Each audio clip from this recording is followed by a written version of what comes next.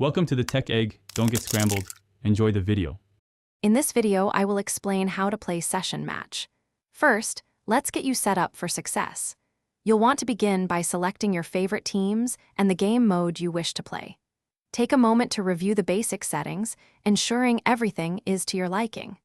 Finally, choose a difficulty level that challenges you without overwhelming you, perhaps starting with an easy or medium setting to get comfortable. This initial setup is crucial for a smooth and enjoyable experience.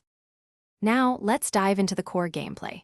It's vital to familiarize yourself with the basic controls for movement and actions.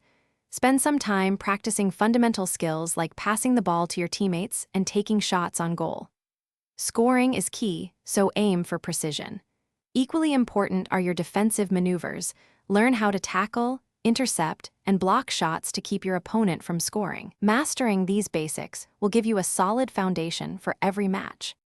Once you're comfortable with the controls, it's time to think strategically. Experiment with different formations to find one that complements your play style, whether you prefer an aggressive offense or a strong defense. Understand the unique roles and special abilities of your players, using them to gain a tactical advantage. Knowing when to push forward with an attack and when to fall back and defend is a critical skill that can turn the tide of any match. Adaptability is your greatest asset. To truly excel, continuous improvement is essential. After each match, take a moment to analyze your gameplay. Identify areas where you performed well and, more importantly, where you can improve. Dedicate practice time to specific skills, perhaps focusing on free kicks or corner strategies. Don't be afraid to experiment with new tactics and approaches. Sometimes a small change can lead to a big breakthrough.